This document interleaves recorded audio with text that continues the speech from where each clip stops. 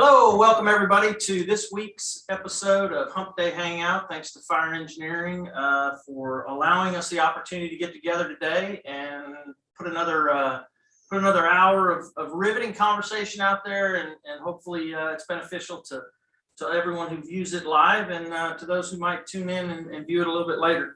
We're going to talk today about mental health in the fire service, suicide prevention, mental health awareness, talk a little bit about some departments out there and some individuals out there that are doing some great work in this area. And I hope that everyone finds this super beneficial. So before I get to, let me just go down the panel here so everyone knows who we got. I'm Terry McGrath. The regular cast of characters that's on this program are out doing the good work out there teaching, and we're obligated in another area. So you've got me today, and then joining me here in the room is Captain Glenn Bays. He's one of our captains of Louisville Fire Department. He heads up our peer support program. We'll talk a little bit more about that shortly. I've got Chief Les Stevens with San Marcos Fire Department. I've got Chief Joel Baker with Austin Fire, Captain Dena Ali with Raleigh Fire Department, and then of course our mainstay down there, Bobby Halton, Fire Engineering Editor-in-Chief, just all around good guy. That's his title for closing out our 2021. But so with that being said, first and foremost, let's remind everybody that FDIC is coming up April 25th through the 30th. We're back into April and proving up to be another great year for sure. Bobby, you want to talk a little bit about FDIC? Yeah, I first of all, I want to correct you. I hate to do that to you right away, Terry, because I think the world of you, but it is Battalion Chief Dena Ali. Dena was recently promoted, or you're on the list, right? Or you're waiting? I'm waiting. I'm sitting at the top of the list right now. Number one in the queue? Number one in the queue, walking on eggshells. So then I think we can prematurely congratulate you for doing a great job, and we know you're going to be a great chief, and so way to go, kid. Way to go. And I knew her when she was nobody, so we can all say that. So true. FDIC this year, folks, and that's why I only have a few moments. I've got to take my partner to the airport. We've been here the last few days working on FDIC and working on the Fire Academy, and the things we're going to be unveiling at this year's FDIC are phenomenal. We've got a couple of surprises in terms of programs, guests, things that we're going to be unveiling that are just really landmark and really without par in the history of events in the fire service. It was just all serendipitous. It had nothing to do with me, or it just was just serendipity. And we're so excited. We're dotting all the I's and crossing all the T's and making all the payouts in small denominations under bridges all around the country to make sure that these things can happen. But we're like right there on two things that'll just literally, I know for every person on this call, you'll just go, oh my gosh, this is fantastic. This is great. So really exciting. Please register early. We've just opened it up. This is not the year to miss. Honest to goodness, I'm not just saying that. It's going to be crazy. It's going to be completely sold out. It's going to just be, FDIC is crazy. This is going to be crazy times crazy times crazy. So it's just going to be really, really fun, really, really exciting, and just thrilled. Hands-on training has expanded. It's going to have close to 30-something hands-on training opportunities. There's going to be over 90 some odd, 95 workshops, 200 classrooms, and some brand new things that we've never done there before and are going to be just amazing. And we didn't raise the price of admission as far as I know, so which is a good thing. As everything else is inflating, we're not, except our egos. Or my ego. They widened the door of the convention center when I originally got the job, and now they just took the darn thing off so that I can get through the building. But so that's great, and thank you for letting me hawk the brand A little bit about Amanda. Amanda comes to us from a long history of educational institutions, including Kaplan and Lexipol and many of our other good friends. And she's got tremendous industry insight. She's going to be working with you when you work with the Fire Academy. If she's talking to you, I'm talking to you. So if you're at FDIC and you run into Amanda, anything she tells you, you got me behind it, and you can trust her. So that's a good thing. So everybody who's watching this is good people. We work side by side every day. So, if she tells you something, you can take it to the bank. It's got my name and everybody else behind it. So just wanted to introduce her. Thanks.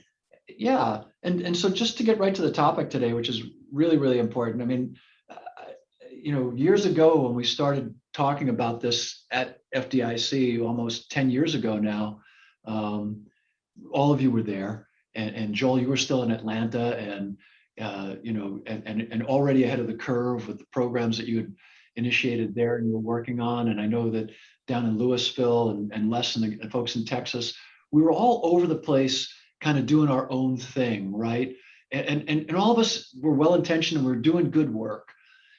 And I just think that's so great that in the last 10 years, we've seen so many people come together on this. And although many of us are taking different approaches, and some programs work this way and some programs are that way, we all now have a program. I mean, I think you're in rarefied air if the folks don't have a peer support program, or if they're not, or if they're not trying to formulate one or get one going, or they don't have a community one or a statewide one. And I think that's really, really valuable. And asking for help or getting support isn't about being weak. It's about making tough firefighters tougher. It's about increasing your resiliency. And there's times when your resiliency, just like everything else, gets worn down. It's like getting an infection. It gets inside you and it eats at you in ways you really can't see. How like when you're getting a cold and you kind of feel it coming on, and then you have the cold. Well, it's the same way sometimes with our emotional health. And in the simplest terms, obviously that's pretty sophomoric analogy there, but I think that that's really important to recognize that, and it's okay.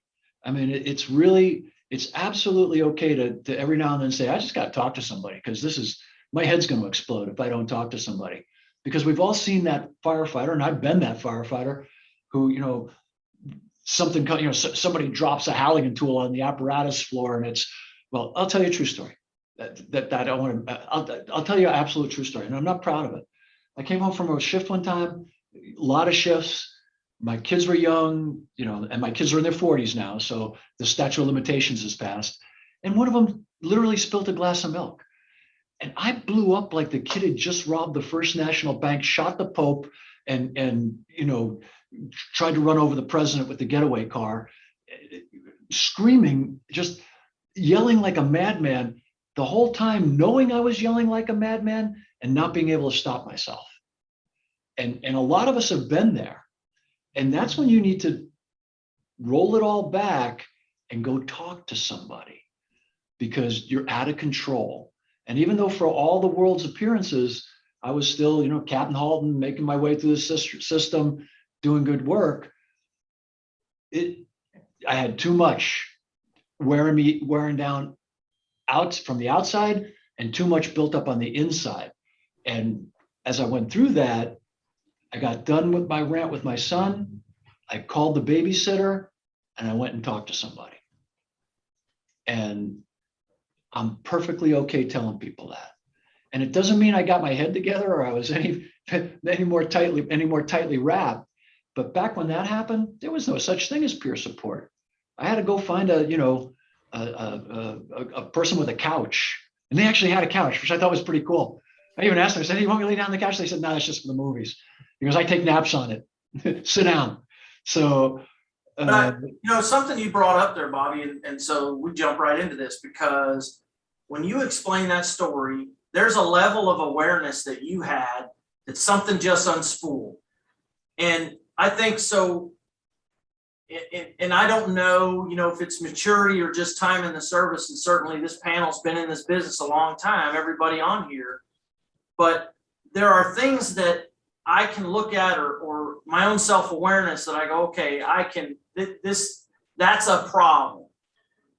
I think one of the challenges we've got now with a lot of our young firefighters, we've hired a lot of firefighters. So our young firefighters that come in, and bringing them up to a level that they recognize or understand that something, either you're not dealing with something correctly, or what is the resources that are available to you to reach out and to deal with that. Dena, so just to bring everybody up to speed, and you're teaching at FDIC this year. So before we get into, because I kind of want you to maybe address that because you're out here, you teach this. It's obviously a passion of yours, and I want to talk just a little bit about. We just started a peer support group. It's something that we knew we needed, but it's somebody to get out there and start it. So first of all, you're teaching at FDIC in April. So what topics or what can someone look forward to at FDIC this year? So this year I'm teaching my class addressing suicide, proactive approach to prevention. And it's actually, I'm really excited this year because there's a lot of changes coming to it this year. All along and before we went live, one of the things Chief Baker, mentioned was, man, what are we missing? Like, suicide rates are still increasing. People are still struggling, but we're doing everything we can. What are we missing? And all along with my research, I found that, there are a lot of best practices. There are a lot of recommendations, but it doesn't matter what all that information is if the individual isn't able and accepting of it. And, I think all of us, and I'm so glad that, Chief Halton, shared his vulnerability before we went live. Chief Baker shared a little bit of his vulnerability. We all struggle, yet in society, we've kind of been conditioned to hide all of our struggles and to ensure that nobody knows that we are struggling. And that's where the complexity is. But me, myself, I've gone through struggles. And when I am struggling, the first thing that happens is my mind tells me to hide it. No matter how much research I've done, no matter how much I know, my mind tells me, man, hide it, get through it, push through. So based on my experiences, I know that it doesn't matter what the resources are, what's out there, if I'm unwilling to take that step forward. And so in this last year, I was really excited. One of the leading researchers on the topic, Dr. Craig Bryan, he actually just published a book. He just did a presentation called Rethinking Suicide, where basically he starts it by saying, look, a lot has happened in the last 10 years, but suicide rates are still on the increase. So we need to rethink what we're doing. We can't put all our eggs in the basket that's in front of us. We need to step back and look at the big picture and figure out what's going on. And I'm excited because he didn't just say we need to do more. He did offer some more solutions. And what he said, and he kind of compared it, the analogy he used was like roadways. So I think we all can agree that today drivers are more distracted than ever. And people are speeding more. You're driving and you see like a 17-year-old on their phone texting and, swerving. Yet all of us know at work, we're going to less traffic fatalities.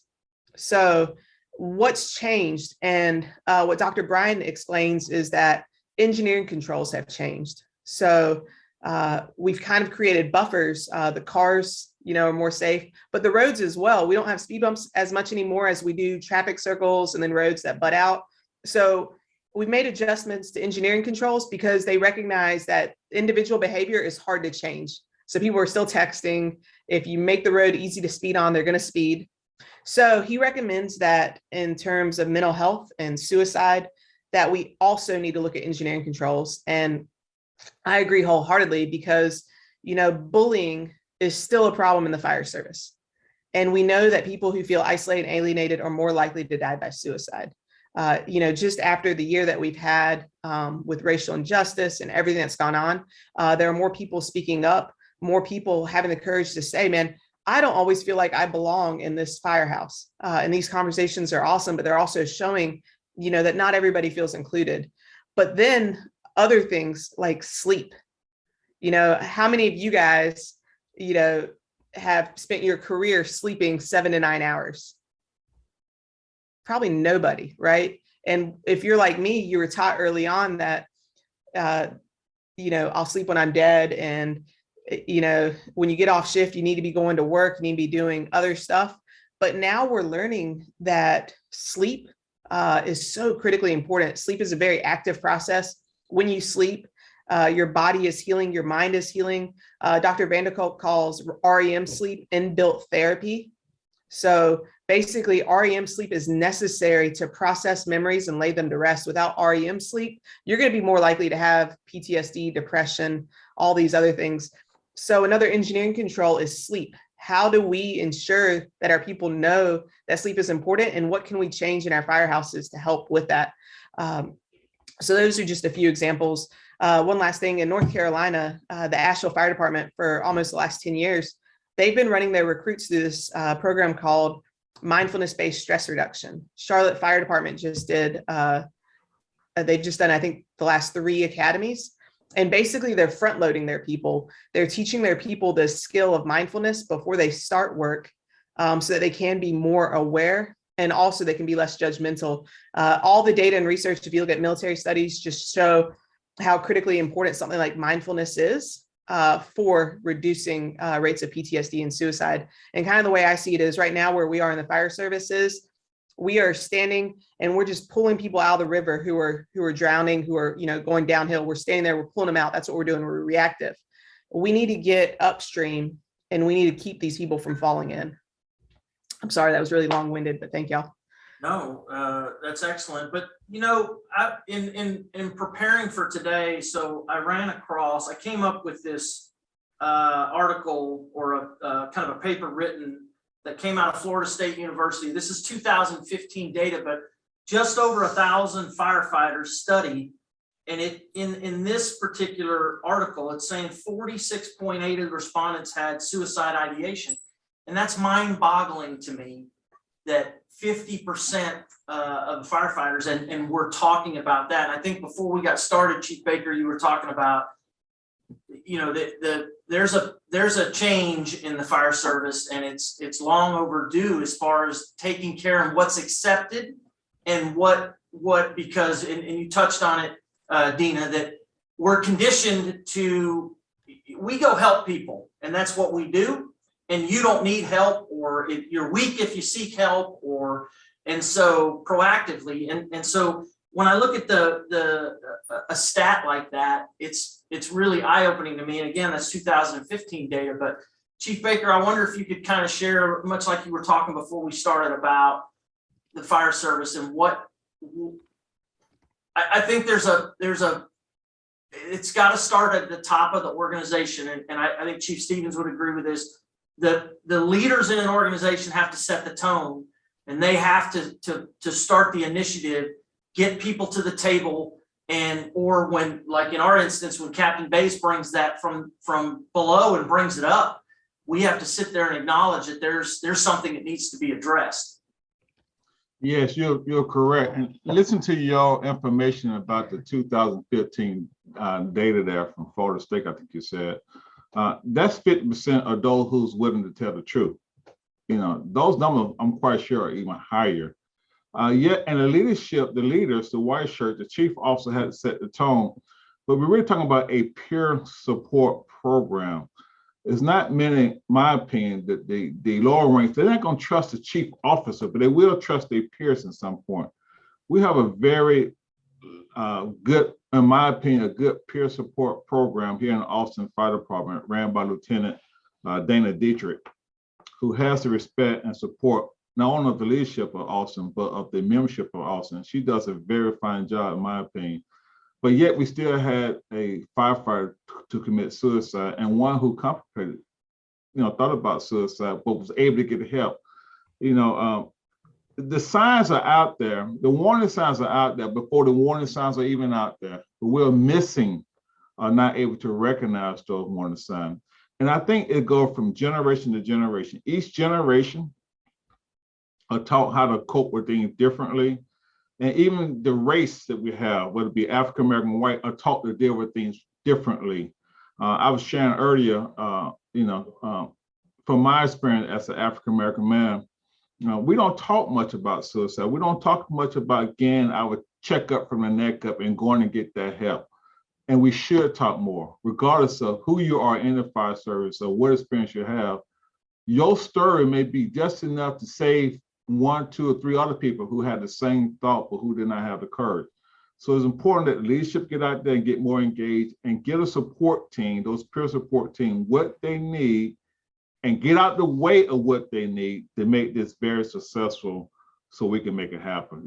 I'll tell my team, I'm gonna tell you what I want, but give me what I need. And I tell them the same thing. Tell me what you want so I can give you what you need. But we have to work together, and we have to stop being embarrassed of being embarrassed. And that's easier said than done, to stop being embarrassed of being embarrassed. Even myself, and I share with the audience here, I go to a therapist, I get for things going on in my life. And it's important as a fire chief that I say that, because depression or suicide tendency or PTSD, it doesn't care if you black, white, green, or purple, male, female, gay, or straight. You're gonna have these issues. And if you don't talk about it with someone, it's gonna take you down that rabbit hole you'll never be able to crawl up, get out of. So I just want to share with everyone, find someone that you can speak to. It may be a friend, it may be a relative, it may be a healthcare professional, it may be a neighbor, whoever that person is. We care enough about you in the fire service to keep you in the fire service, but to keep you whole in the fire service. And a lot of us are walking around in character. We come to work and we put on this character and we survive in this character. But when we are alone, we're suffering, and we can't wait to the next shift to start so we can run back and get back into character. Chief, and I give kudos to Austin. So again, in looking around for information to kind of prepare for today, but I ran across a very informative. It's a memo come out of your one of your assistant city managers, I think, but this is the conversation or the direction and feedback and from Austin Fire, Austin Police, Travis County EMS. But this got a lot of information in it, and it's super helpful. And I encourage anyone out there who's kind of looking for a direction, looking for information, looking for help. This got a lot of really good information in it. And anyway, my hats off to the city of Austin for taking that. Hey, Les, let me ask you something. You've been around this business for a while. You've worked for some different departments, but as the president of Texas Fire Chiefs, Mr. President, in this business, we spend a lot of money on CrossFit and physical fit and getting rowers and we're out there buying. I mean, the city of Louisville has 2 sets of PPE, and we spare no expense when it comes to all the tools to make us great, to keep us safe, and to get us to tomorrow.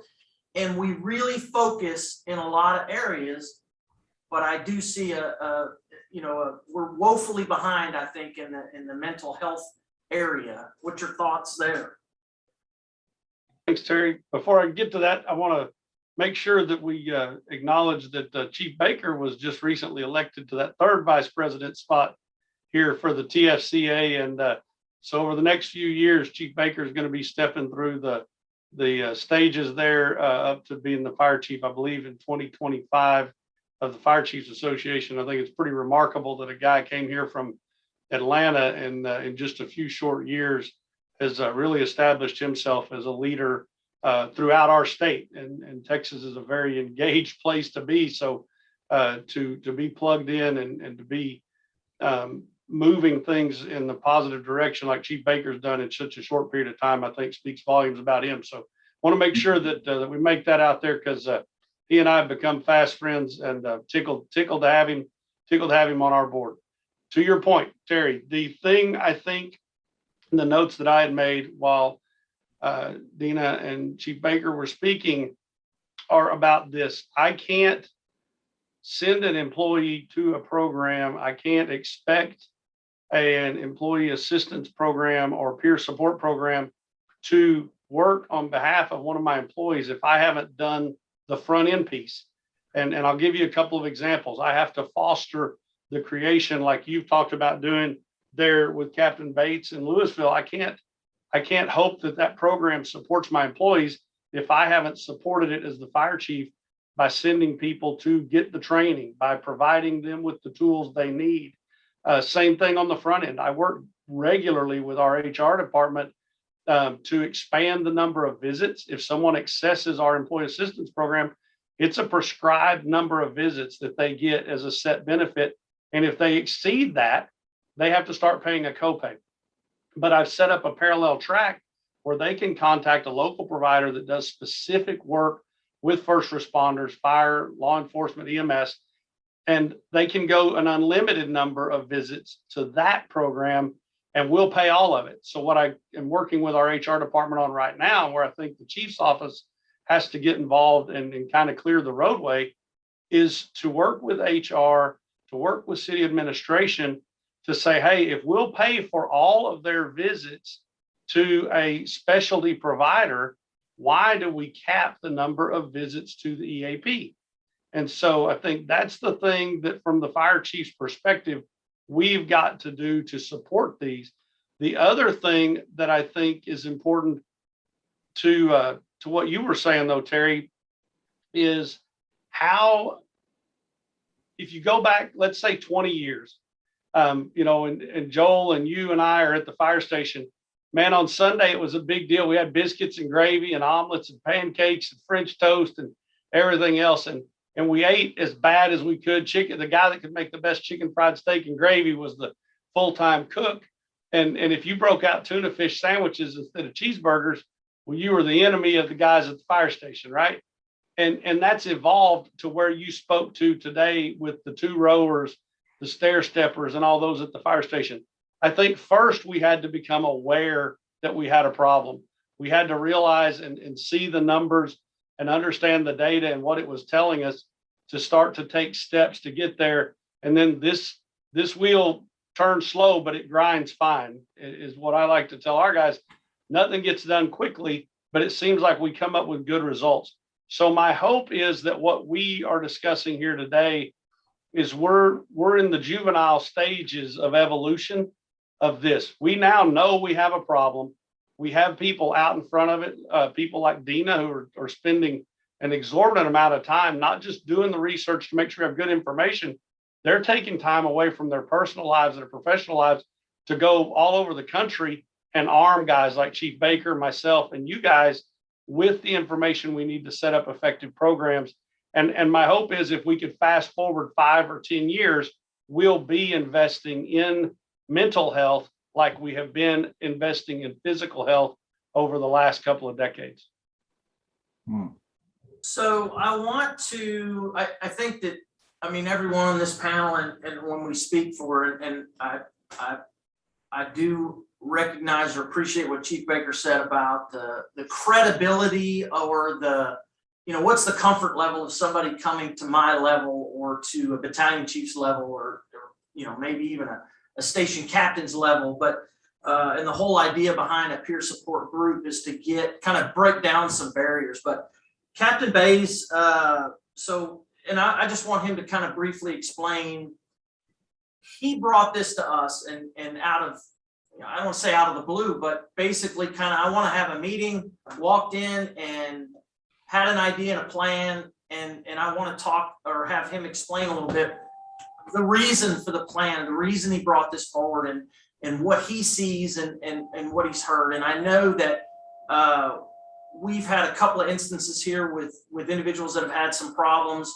And I've, for lack of a better description, been on the administrative side of things of trying to navigate the formal help. And I think Captain Bays is on the informal side of trying to lend that support to that individual. And at the end of the day, we're trying to get to the same place.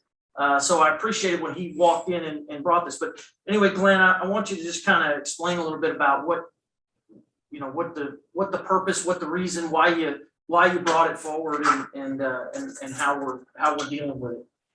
You want us to take that for you, Commissioner Meyer? Yeah. Sorry about that.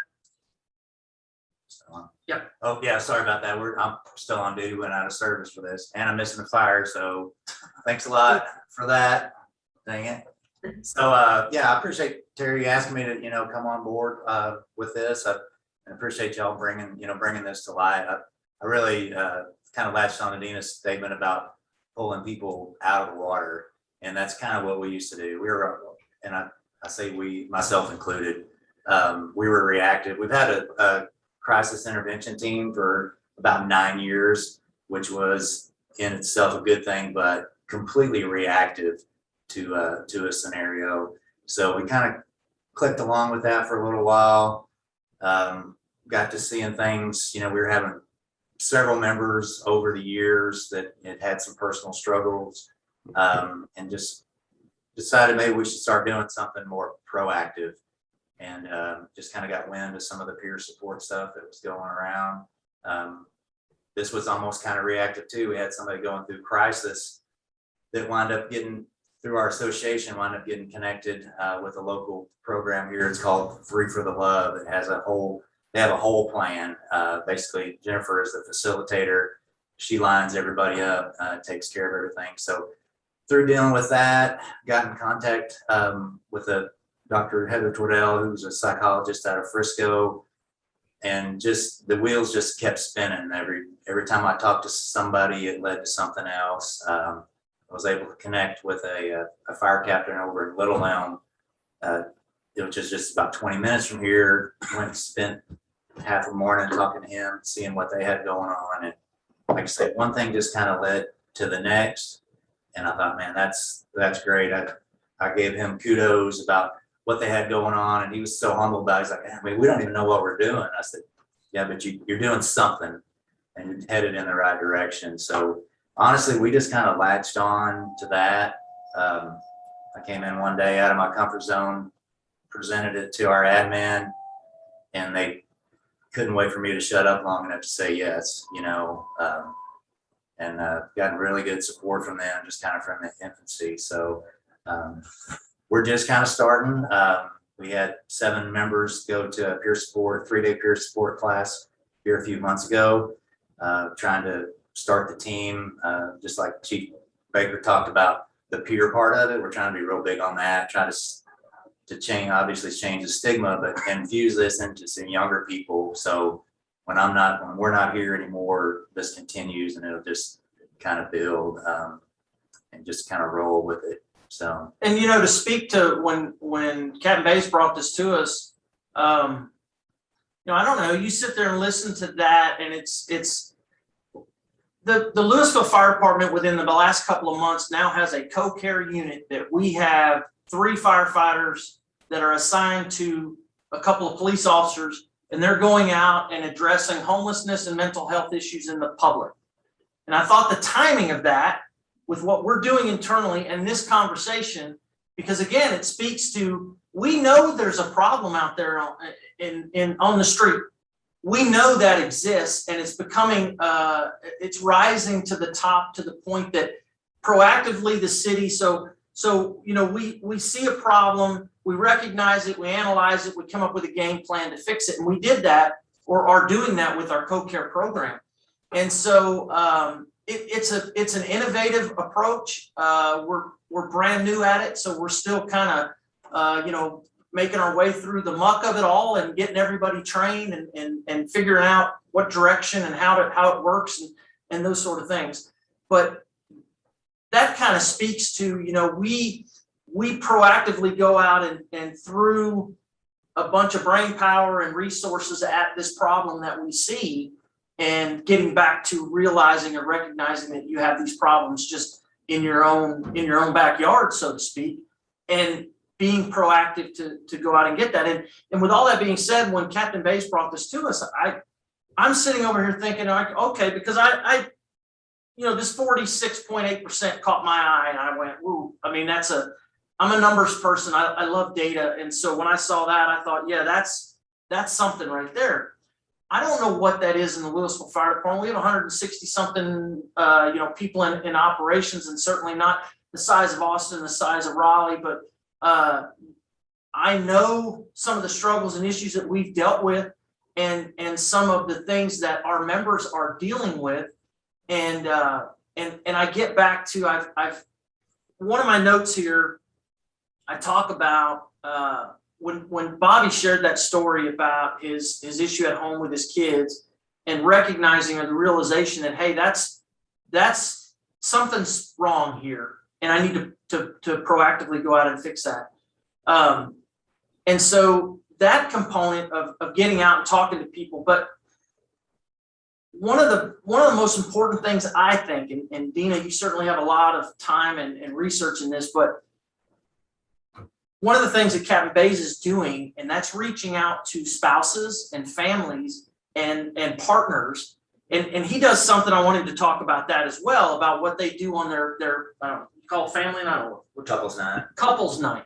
But and I want him to talk about that. But that's another component of this that I want people to understand, that if you're going to go down this road, that's a real vital part in all this, because I guarantee you those people are seeing and feeling probably the stress and the issues and the triggers before they're probably hitting the fire station. So talk real quick about your couples night and what the goal is there. Okay, so basically just the goal of that is to include the spouses in some of this mental health awareness. We just kind of figure if you're not good at work, if you're not doing well at work, you're probably not doing good at home, and vice versa. If things aren't going well at home, probably not going to go well at work. And we've just seen too many examples of that, through the years, a lot of my really close friends included. So again, this is something we kind of piggyback on.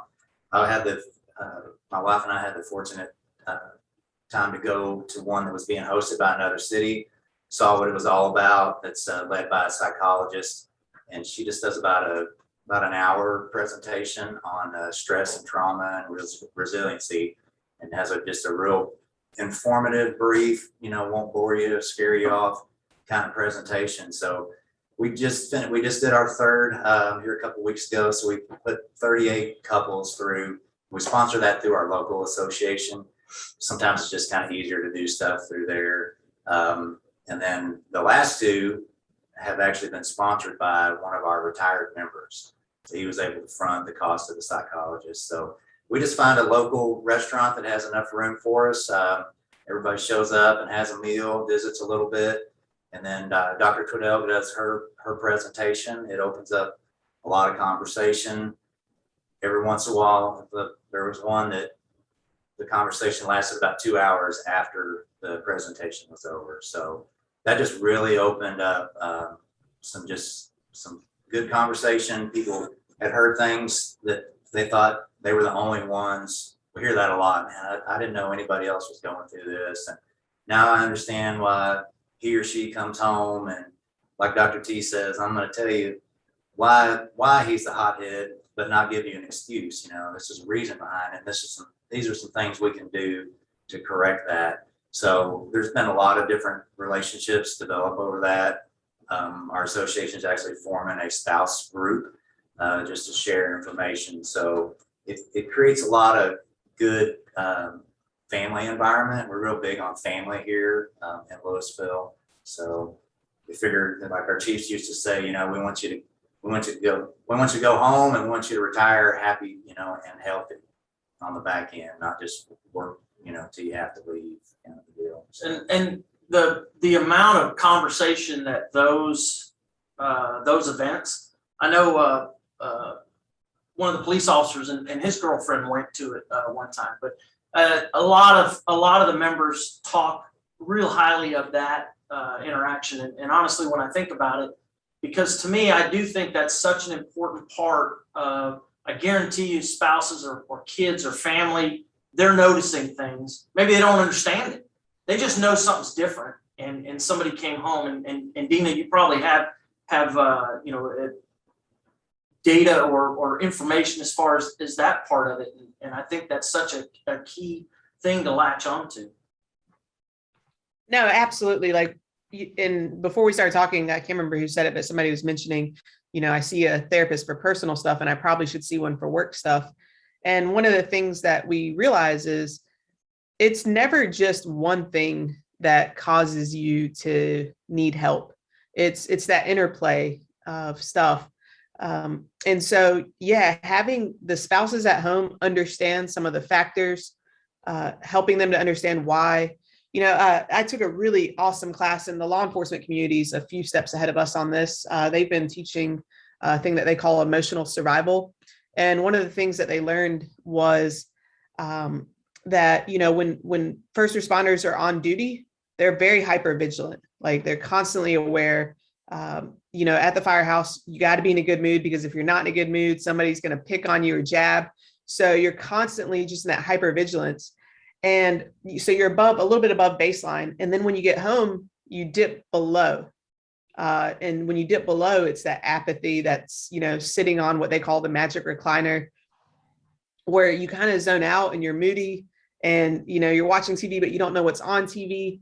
And there's a few ways to like recognize that and break out of that, but just ensuring that the spouses understand, the stressors at work and, what they might need. And then also, I think the biggest piece that I found is we have to make sure, not just the spouses, but also the command staff, the company officers, and the people know that it's not just the calls that are impacting us.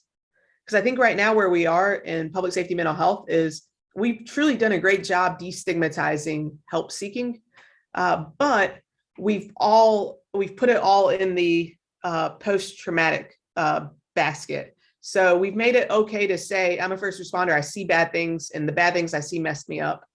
But we haven't made it okay for our first responders to be like, man, I'm struggling because I've got financial issues, I have relationship issues, I'm drinking more than I should, I'm making bad decisions and I'm struggling. We haven't made that okay. Those people are still considered horrible people that make poor decisions. But what we know is that's the greater majority of us. We all screw up, we all struggle. And it's just so important to make sure that we just know that it's okay not to be okay. And something that I've heard from each of you that I wanted to make sure that we didn't gloss over was also the importance of recognizing the role that our company officers and our crews have. So the first person to really notice something at work is that company officer. Like, hey man, you've not been yourself. I've noticed you marked out a few times. You just don't seem, as engaged. Is everything okay?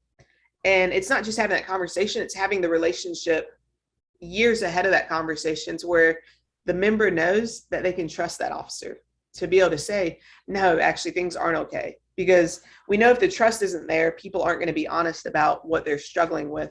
And I think something that you guys have all done that I think is so cool is you kind of modeled that behavior. So by Chief Baker saying, I see a therapist, he's made it okay for his company officers to say, I see a therapist, which in turn makes it okay for the people to say, I see a therapist. So I guess to bring this all together, it's such a complex interplay, and it can be so simply resolved by just admitting that we're human. It's okay not to be okay. And sometimes we need a little help. And I love what you guys have said so far, especially Chief Baker mentioning how, all he wants to know, what do you need to make this successful? Because a problem that I've seen within my agency and a lot of the agencies we work with is there's so much fear of litigation that they struggle to want to get the peer support teams equipped because they're afraid that if there's a piece that's missing, that they can be held liable. I've heard, well, until we have staff psychologists, until we have this, and this, we can't have a peer support team. And it's like, no, peer support is simple. It's about teaching our people just some of the signs and making sure that they know resources to connect people to. I would rather have somebody just know resources and somebody that an individual can trust to be able to talk to than ensuring that you have this, perfect system in place, because we all know very few of us want to go straight to a psychologist. It's hard, it's scary, you feel broken. It's just so much easier for us to be honest to the people that are closest around us that we trust. And then those people can help bridge us to those further resources. Absolutely. That's a great point, because in some cases, firefighter would not go to that trained, doctor certified with all those initials behind their name, but they will go to that firefighter, but that firefighter have experience or not, because of the trust issue there. And I've listened to everyone conversation. I'm thinking about our disciplinary process. As the fire chief, I'm the disciplinary authority. However, during the disciplinary process, I'm always thinking, what caused this person to react the way they act? So when I'm giving out discipline, I'll offer peer support or employee assistance program, because we need something caused this employee to do what they did as far as inappropriate behavior. So I got to make sure that we restore them whole. And I try to be very, at times, as much as I can, I try to be very lenient when it comes to discipline, because I don't want to destroy the person. I just want to destroy that behavior. And even the fire chief, Joel Baker, need grace and mercy at times when I do things that's not appropriate. So if I extend that grace and mercy, hopefully I can receive grace and mercy when I trip over my own feet. You know, Dena, you bring something up, and we've talked about this internally in this organization. But so when I talk about, you know, I know that someone who's struggling at home, the spouses, the family, or somebody sees something. I've had that in my own life. I've got a brother who's a police officer, but something that all of a sudden hey, today's different than yesterday, and this is out of character in the firehouse. And I think that is a problem. And you know, I don't want to get off topic and talk about leadership and all these things, but I do think that it's an important thing that, number one, I think station officers, it is a responsibility of yours, not just to oversee the safety and well-being of your people when you are standing on the side of the highway or at a structure fire, but it's all the time, and you know your people. In most instances, we've got crews that have been together for years, and they're seeing things that are off kilter. But we have a tendency, some of us have a tendency to use that as fodder. We sit around the kitchen table or the island in the kitchen and we're like, hey man, did you see what so-and-so posted on Facebook? And now it's funny, and we, you know, it's hey, look at this. It's the drive-by mentality. And I'm of the opinion that when you're seeing something like that as a station officer, that's your responsibility to pull somebody in that room. And man, I hear people say, well, you know, with HIPAA, and you know, we can't get into and I'm like, hey man, your job is the safety and well-being of your people. And it doesn't mean just when the tones go off. That's your job, and that is an expectation that we have of you as a station officer. But I think we have done, I'll say this organization, we have done, or this business has not, I think, firmed that up in a lot of ways. We always emphasize the cool, sexy stuff. Hey, when you're rappelling and you gotta, you know, make sure your helmet's on, you know, all that kind of stuff. But there's also a whole broad range of responsibility as a station officer or a senior firefighter or the people that we look to take care of things. And we need to make sure that they understand the expectations and that they're empowered to act upon that. I think you're shaking your head, Les. I don't think you're shaking it no, you're shaking it yes. I'm thinking yes. Yeah. I just a couple of points, and I think you touched on it. Dena and Chief Baker touched on it as well. I got a comment from one of my ops chief who's watching this about, you know, outward signs of, you know, physical ability, you know, whether that's just someone is overweight or they get winded, you know, going to put their gear on to go on a call or something. Those stand out to us and they're easily recognizable. I think what you're getting at, Terry, is the things that are a little less obvious and are just as important when we talk about what's going on internally. You know, a car that's smoking, it's pretty easy. You don't have to be a mechanic to know something's not good there. But something that's got a problem with the computer or the brain of the car, if you will, in this case, is a little harder to see and to understand. But back to the point you brought up about HIPAA, Captain Bates brought up about the program. Two quotes came to mind, and I think they fit here. And then and I'll get out and let Chief Baker and Dena wrap this up. But one is, you know, Maya Angelou, you know, do the best you can until you know better. And when you know better, do better. I think up until this point, maybe we were ignorant and maybe we were unconscious, incompetent or whatever. And now we are at least conscious, incompetent, maybe even moving slowly toward conscious competence in some departments. So let's do that. But the thing I would tell the people sitting and watching this today, or that might view it in the days to come, is the enemy of good is perfection. Don't worry about having a perfect program. If what Little Elm's doing today is better than what Louisville's doing, that's okay. Because what Louisville's doing today is better than what a lot of people are doing. And Chief, you guys can keep working on it, and it's going to come together with time. This is something that Dena has made her life's work and her passion. And so I would expect if we travel to Raleigh, we would find a very robust program. But it didn't start out that way, and it probably didn't come easy. So I would just encourage those people today, no matter where you're at, take a first step and don't worry about it being perfect. It will get there over time. Absolutely true. And to something you just said, Chief McGrath, it's all about leadership. Every bit of what I've researched with peer support, it all comes back to if our leaders have the courage to model vulnerability, if our leaders have the courage to know their people and to allow their people to be themselves, our people are going to be more willing to not show up to work with a mask on and be more willing to admit when something's off and they need help. And we all know, and I think we're so fortunate in the fire service to have the companies the way we have, because our company officers become kind of like, surrogate family members. And the people look to them for guidance and mentorship.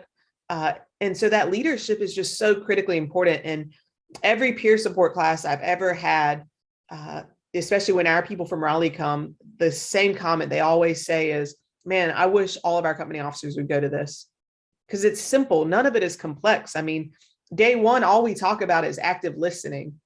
And then we practice the active listening, and then we learn how to just connect people to resources, how to connect them to the employee assistance program. You know, anybody that sat through an assessment center knows that when you have the personnel problem, you usually get that last check mark when you refer to EAP. But people don't realize that it's not about recognizing a problem and just saying, go there. It's about actually being the bridge to that resource and saying, man, it seems like you have a lot on your plate. You know, you've expressed this and this to me. Did you know about this resource we have within the department? It's free. And it's so helpful. And I've used it. And when I used it, it helped me. And when you do that, that person's just like, wow, man, I need to give that a try. So time and time again, I just found that it's all about leadership. It's been so cool to be on this today, and especially having Chief Baker, and to hear, like, the whole time I'm like, man, you hiring? Can I come work for you? It's so cool to hear a chief that can be vulnerable, and a chief that says, I'm going to do whatever it takes to give my people what they need, because this is important. We might not have all the answers, but I'm going to allow them to explore and find those answers. Because I think usually that's the biggest roadblock I found, is the chiefs handcuff their people because they want it to be perfect. And as chiefs and leaders, you can always find some money in the budget to do what you're passionate about. That's $500 or $1,000 somewhere that you can spend somewhere in your budget and help out. And the strange thing about being a leader, you know, people see me in my uniform walking the hallways, whatever, and they say, hey, there go the leader of the Austin Fire Department. Then the next question is, I wonder, does he have any leadership? And the leadership providing those tools and resources for what your members need and what your members want at a time. And one thing I have encouraged my team up here to do at headquarters, or just in the department in general, when they see me, they would say, well, how's Chief Baker doing? Also, the chief is doing great. And then they would say, well, how is Joel? That's my first name. And I said, well, I'm doing great. And they said, well, how did you know you're doing great, Joel? You know, so we just don't stop that you're doing great, but how do you know you're doing well? But however, as the leader of Austin Fire Department, I had to be vulnerable enough and be approachable enough to allow my members on my executive team to call me Joel, to make sure Joel is okay. And so when I go to the community, go to the community events, I do not allow the community to call me Fire Chief. I demand that the community call me Joel, because I know they care about a Joel. Fire chiefs are replaceable, but Joel is not replaceable. So we got to work on getting our checkup from NECA. And Captain, I commend you for taking the leadership and having the courage to go to your administration team. So I want to offer you this, Captain.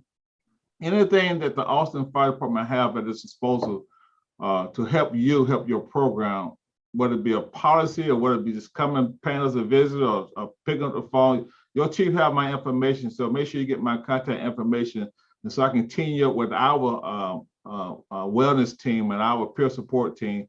And y'all just bounce information off the wall. Cause I think that spouse day out, whatever you call this, man, that's totally tearing up the box. That's a great idea. I wish I would have thought of it. I'm gonna give you credit the first time. Second time, we're gonna share credit on it. Next time, I'm paying it off for myself. I'm gonna print this document off. There's gonna be another page on there about spouse support or a night out. Yeah, I think that's great. Yeah. You know, the when I'm listening in the last, 5 minutes, and I think there's barriers all over the place. There's barriers for a person who's struggling. There's barriers for the, a frontline supervisor or knowing how to respond or act. And certainly there's barriers for a peer support group that's going to start up and the fire chief and everything else. But I spent time in my life as a police officer, and I can tell you that what I always felt made a great police officer was someone who asked questions and someone who looked at something and said, man, that don't look right. Anyone can put a uniform on, drive down a street, a patrol car, talk on the phone, and you don't see what you don't want to see. The really good officers were the ones that, their head was always moving because they're like, wait, what was that? And then they turn around and investigate. And to me, that's what a lot of this is when I get back to that station officer or that person, I go back to an incident that we had with an employee here. And it's one of those that over a time of 3 months, I might see this employee once every, 3 weeks or something. And, at one time I kind of looked over and I thought, God, what's up with that dude? His uniform's all disheveled, his hair's all, like, man, it's a rough night.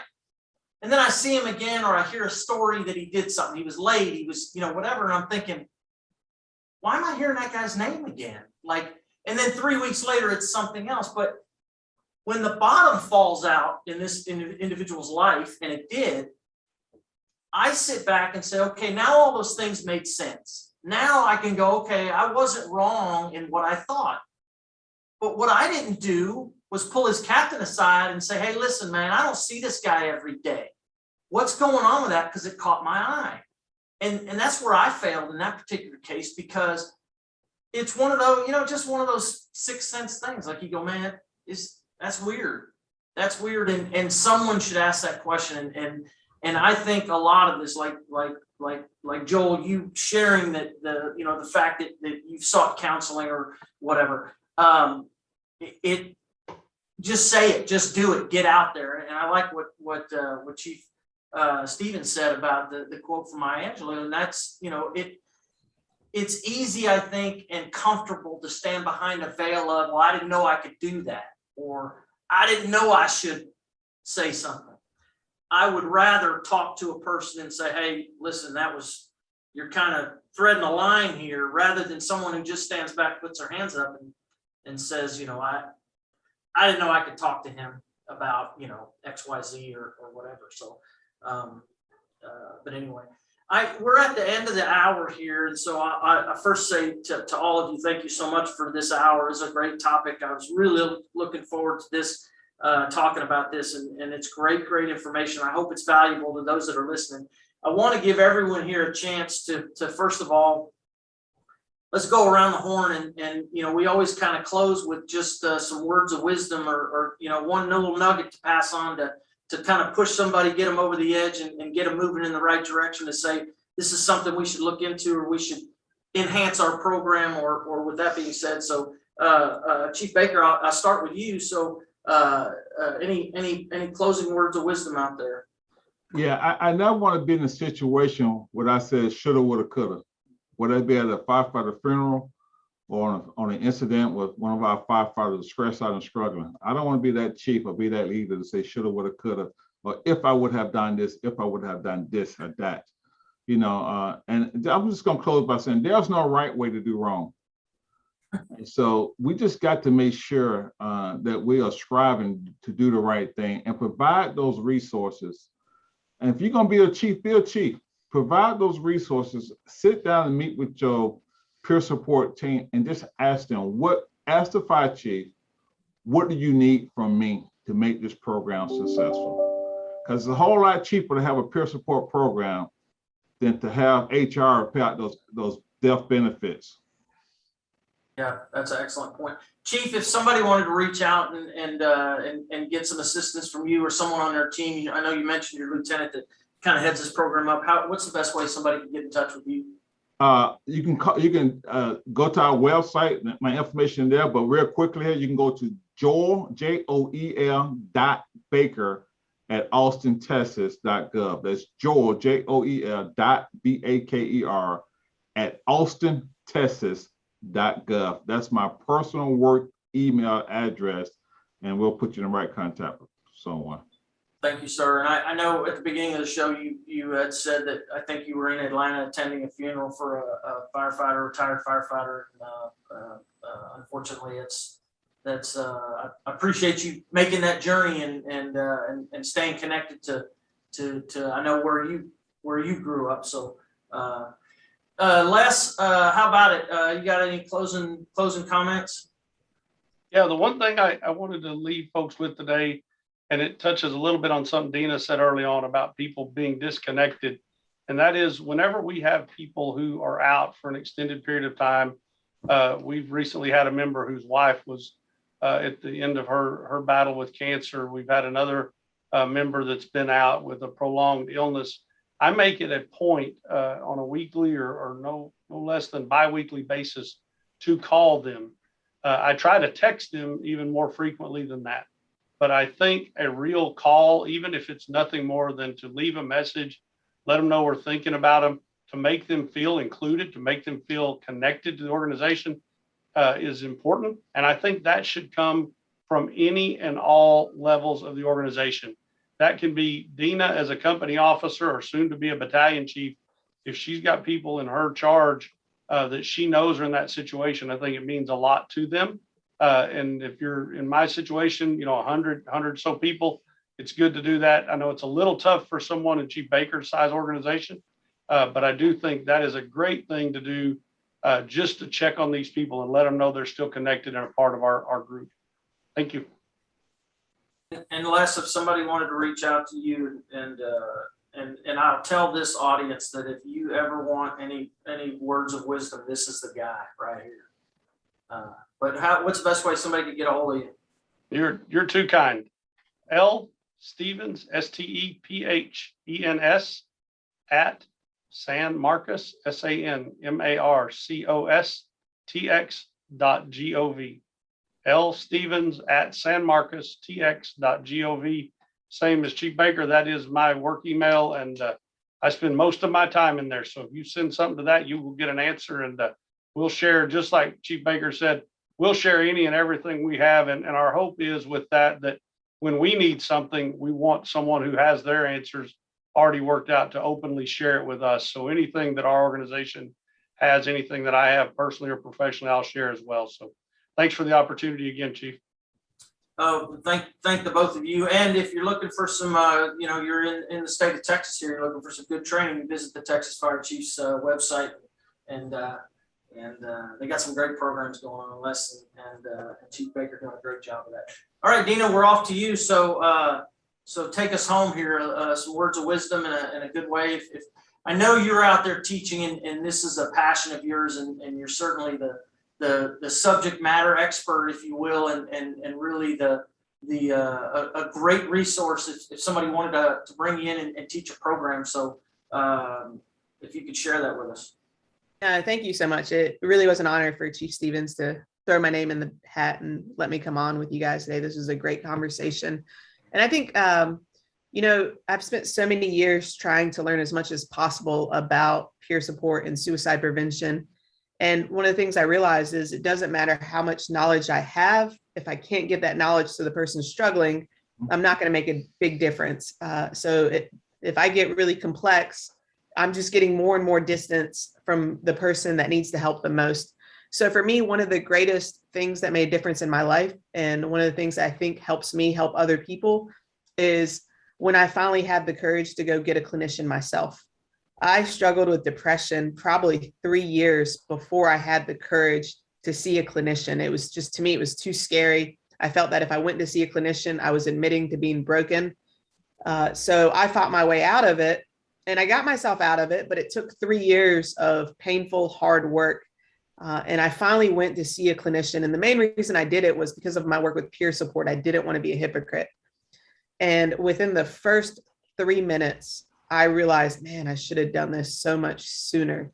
And by the end of that first session, I had so much weight just taken off my shoulders. Things I didn't even know that I was carrying, I was kind of able to release and understand a little better. And with each conversation I had, I was able to just figure out some things in my blind spots. And I was able to either forgive myself for certain things or just to understand things better. And so today, I think one of the greatest gifts that I have is the fact that I've gone. It makes me so much healthier. It helps me to help other people go. And I remember that first visit, my hands were sweating. My pulse probably got to 180 driving. I did not want to go. I was so scared. So with me knowing that, something that I do for people is I'm like, hey, I can meet you in the lobby. I can drive you there because I know it's going to be scary, but I promise you, when you get there, you're going to be so grateful. So advice that I would give any leader, any person, even if you're not struggling, do me a favor, find a clinician and go make an appointment and sit down and talk so you can see what it's like. And you'll probably surprise yourself with some realizations that you have. But when you do that and you figure it out just by experiencing it, you're going to find it so much easier to connect other people. And when I teach in other departments and we help them create a peer support program, the 2 biggest pieces that we try to give them is, first of all, some trained peers that just know those active listening skills and how to be a bridge to resources. But then the resources, we all want to try to find culturally competent clinicians in our area, clinicians that just understand the fire service. And the best way to do that is to send a survey monkey to your members anonymously and say, hey, do it if you guys see a clinician that you'd recommend. And then your members will tell you who they see, who they recommend. You know, these clinicians are familiar with the first responder, so they become pretty decent clinicians for you. So with that said, if you go see a clinician, who knows, you may be able to create a resource to bring back to your department. How can, if somebody want to reach out to you, Dena, and maybe bring you in, teach something or meet with their group or something like that, what's the best way? Again, I'll throw out the email address. Mine is short and sweet because I have a short name, Dena.Ali, DENA.ALI at Raleigh, RALEIGHNC.gov. All right, thank you to the whole panel. Thank you, Captain Bays. I'm sorry, I'm totally leaving you out. So what's your closing thoughts here? And if somebody wants to reach out to you to talk about what we've done here and how you went about it. Okay. No, I appreciate y'all sharing all the information. This has been really great. And in this process has been so enlightening. It's every person I would talk to would lead me to someone else. And then somebody would call and say, hey, did you know, are you going to that peer support class next week? I'm like, I don't know anything about not Dena's, but this was a while back. I'm going to try to get to that one.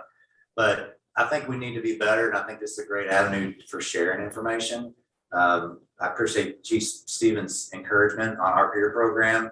It was ironic enough that we don't even have a final SOP out yet. And I had a neighboring city call and said, hey, I heard you got a peer support team. And I'm like, well, kind of. I mean, yeah. Oh, yeah, we do. You know, what can we do to help you?